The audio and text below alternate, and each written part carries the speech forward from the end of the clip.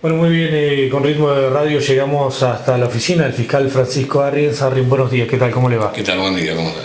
Bueno, cuéntenos, hemos visto en los últimos días e informado sobre algunos hechos delictivos que involucran en algunos casos a menores de edad que son detenidos por la policía y luego en algunos casos remitidos a sus progenitores o en algunos casos a un instituto. ¿Cómo se actúa? ¿Cómo actúa la justicia cuando el que comete los delitos es un menor? Bueno, en principio hay una cuestión generalizada en la gente de creer de que cuando cometen delitos los menores hay una cierta impunidad con respecto a esto. Bueno, esto en realidad no es así.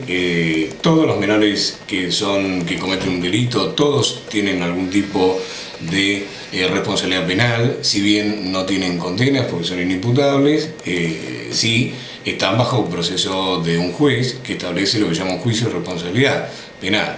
Frente a eso, cuando hay menores detenidos, hay distintas posibilidades. Una posibilidad es trabajar con la gente del CAF, que tiene un programa de jóvenes en conflicto con la ley.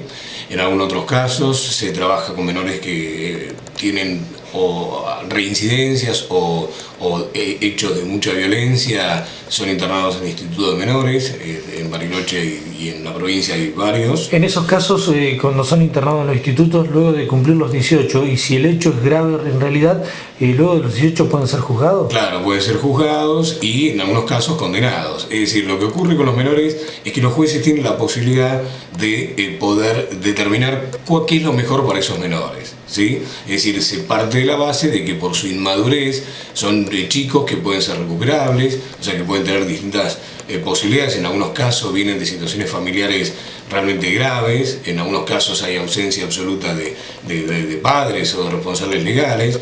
Y bueno, lo que se busca desde la justicia, junto con el juez, la defensora de menores y demás, es encauzar a ese menor para que eventualmente no vuelva a cometer delitos, ¿no? Ahora, por allí se pareciera ser que en el mundo de la delincuencia, algunos mayores incitan a los menores a delinquir habida cuenta de que hay impunidad o que no son castigados por ser menores.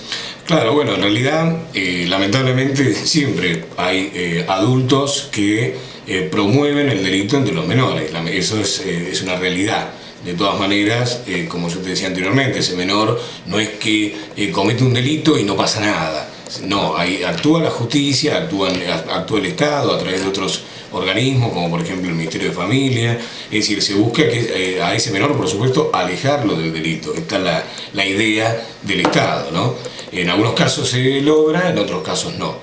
Eso es lo que ocurre, ¿no? Habida cuenta, y cambiando un poquito de tema, de los robos que se están sucediendo últimamente aquí en el Bolsón y en la Sola de Gaña, se puede entender que habría dos tipos de modalidades distintas.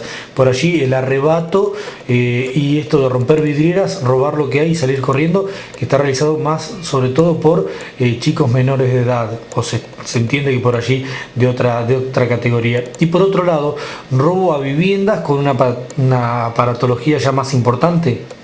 Bueno, en realidad, honestamente, cada delito tiene su propia historia, ¿no? Es decir, no todos los robos son iguales y hay distintas situaciones. Yo diría que se puede hacer dos clases bien diferenciadas. Está el ladrón ocasional, es decir, aquella persona que, bueno, pasa y roba un comercio rompiendo una vidriera y sale corriendo, o hace algún arrebato, o algún tipo de robo, digamos, menor, si se quiere, aunque a veces por la cantidad de mercadería que se roba pasa a ser un robo mayor, pero en realidad no es un delito con esas características. Y después hay otro tipo de delitos que son delitos de robo que hay un poco más de inteligencia, digamos, es decir, se nota que en algunos casos se están visualizando cuáles son los movimientos de las familias, de las casas y demás, o de los comercios, y con algún grado de sofisticación tratan después de cometer el hecho, ¿no? En algunos casos lo han conseguido, en otros se ve frustrado, por suerte, pero básicamente lo que hay que pensar en esto es que gracias a Dios todavía no tenemos robos con violencia, que esto es lo más grave, ¿no? Digamos, esos robos que uno ve habitualmente por la televisión, digamos, cuando entran a robar en lugares con personas adentro. Yo te diría que la mayoría de los casos de estos últimos tiempos son todos casos con viviendas o comercios deshabitados, ¿no? En este sentido, se puede decir entonces que el ámbito de crecimiento que ha tenido la localidad del Bolsón también tiene que ver con lo delictivo. Sí, indudablemente el hecho de que Bolsón hay un flujo de gente realmente cada vez más importante. También el hecho de que estamos en un lugar que recibe mucha gente de Bariloche, de Neuquén, de Esquel, de Comodoro, es decir, son ciudades mucho más grandes y ciudades que tienen un nivel de delito mayor, de delincuencia mayor. Y bueno, muchas veces esta gente que comete delitos va a buscar nuevos mercados, digamos, nuevos horizontes, y nos toca a nosotros también a veces recibir este tipo de personas. Muy bien, Arias, muchísimas gracias. No, gracias.